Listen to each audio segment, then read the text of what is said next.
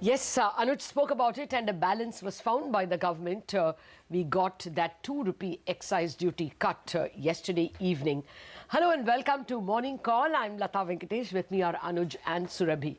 Now, what is the key takeaway for today's trade? There is, of course, the oil marketing company impact, which is going to be very positive. But I'm trying to get the macro impact. The first thing that the MPC or the bond markets or the fixed income markets will look at in terms of macros is, has the government given up on fiscal rectitude? Remember, the government was already under pressure. There was the RBI dividend, which was taking away 30,000 crores. Spectrum fees were less by about 15,000 crores compared to last year. And they had to give up on all the cesses. They had to go into the GST pool. So already the government was starting on the back foot with about 70,000 crores less, which they would probably have made up in some fashion, part of it. So 3.2 was always expected to be 3.5. Now another 13,000 crores could easily make it 3.6 or 3.7. So what's the takeaway? How will the markets react? For one, I think even that small community, they didn't form a part of our poll, by the way. The small community that was expecting a rate cut cannot expect it now. You can't have fiscal looseness and monetary looseness simultaneously. So that clearly is dimming as far as the macros are concerned. But, you know, the market reacted quite negatively last time when the fiscal deficit word was uttered by the finance minister. We should keep that in mind.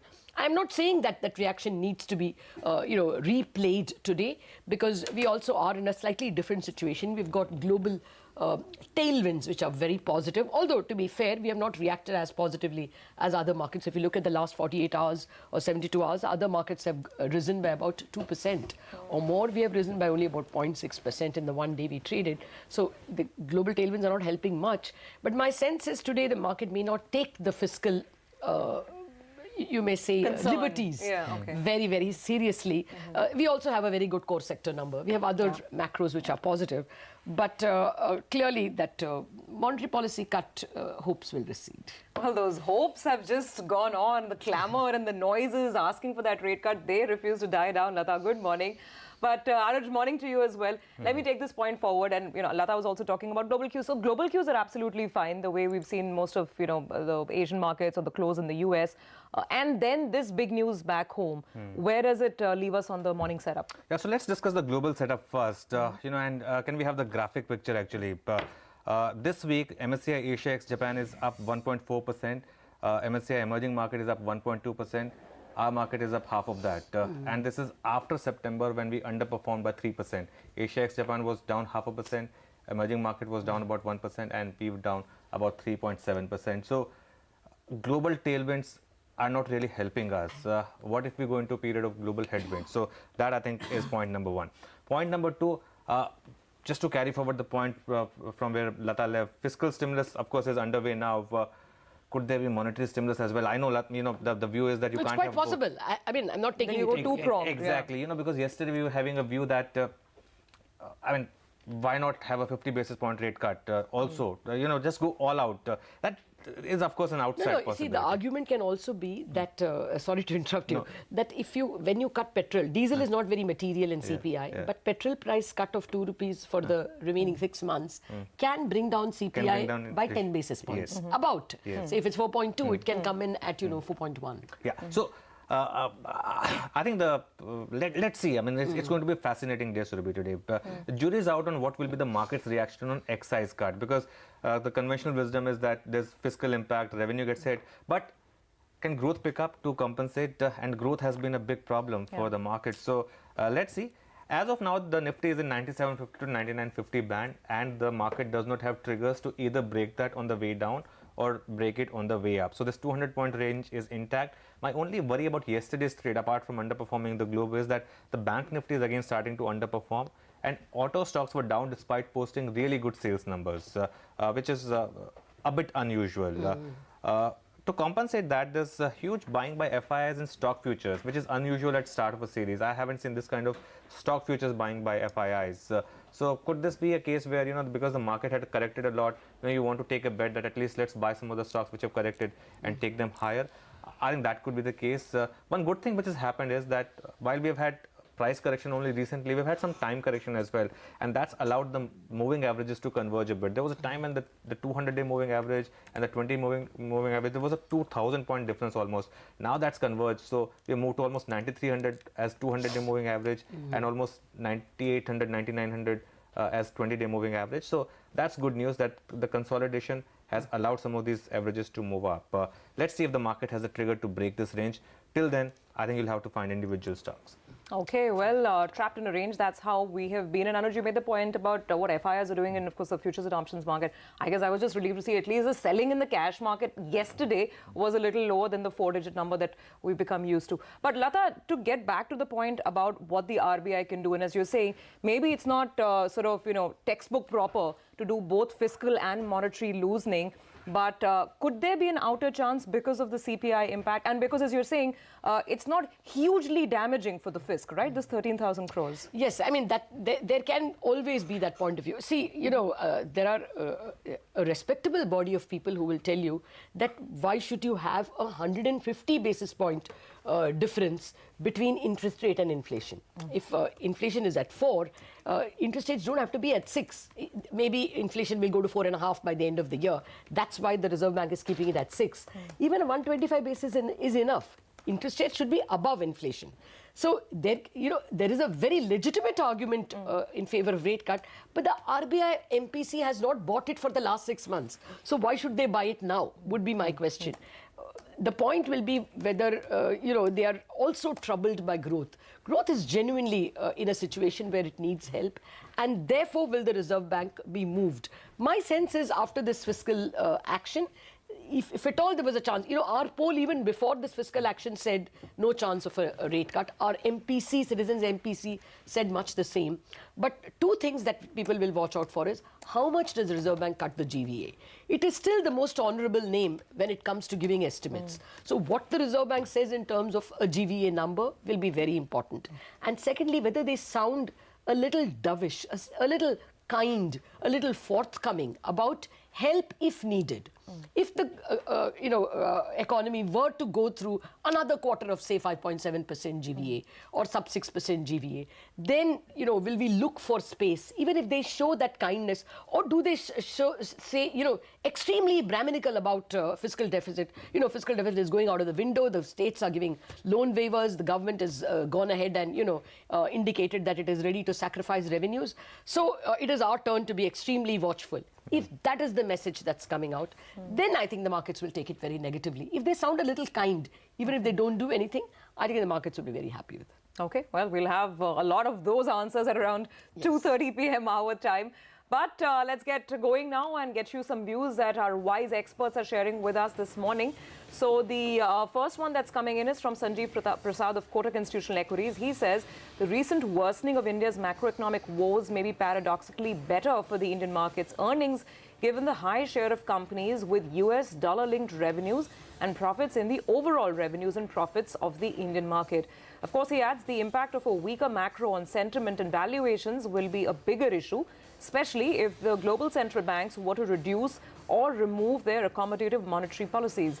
He says the Indian market's rich valuations do not permit much room for further deterioration in India's macroeconomic parameters and earnings disappointments. That's well pointed out. We are at a situation where we probably cannot afford to look askance on macros. Here's another important view coming in from CLSA. Mahesh Nandurkar says the reduction in auto fuel taxes will impact central government revenues by 16 basis points of the GDP on an annualized basis, and it highlights the government's political compulsions.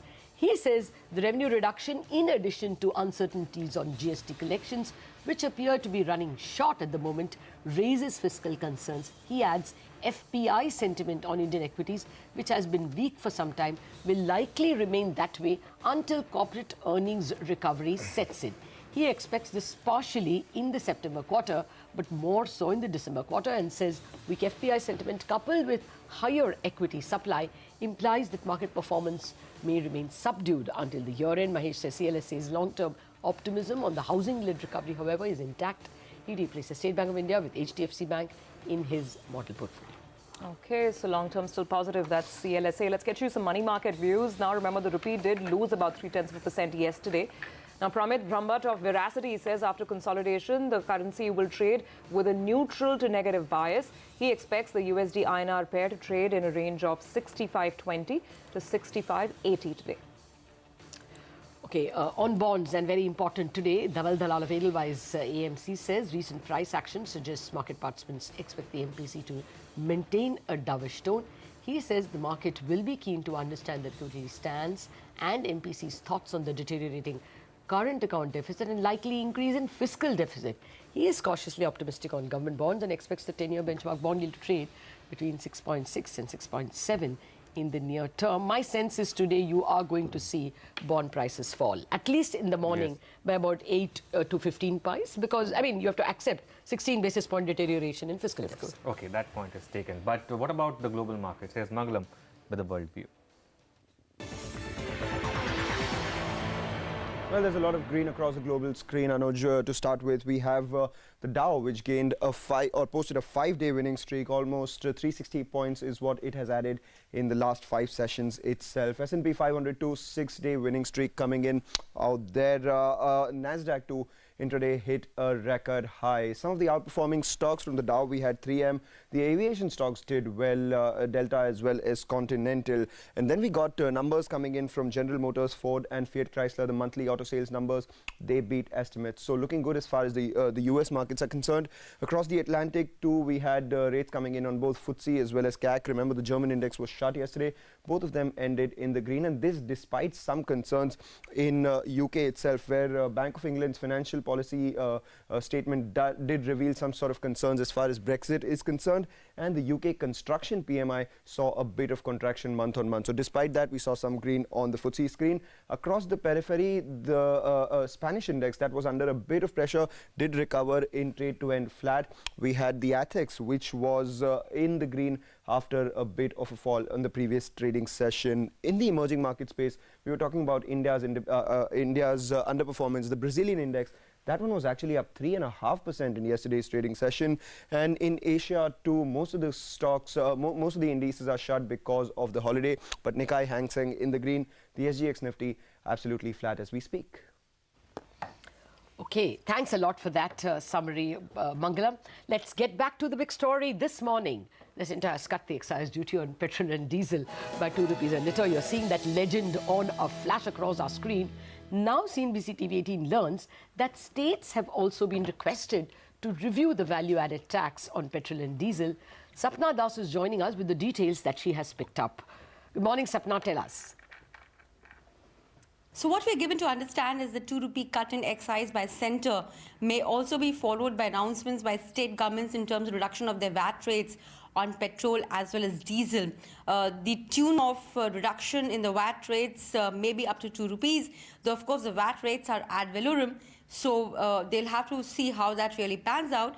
But the restructuring of the review or the reduction in the VAT rates will have to translate into an up to 2 rupee relief as far as prices are concerned. So 2 rupees by the centre in terms of reduction of the specific excise duty, states to match by another 2 rupees in terms of reduction in their VAT rates.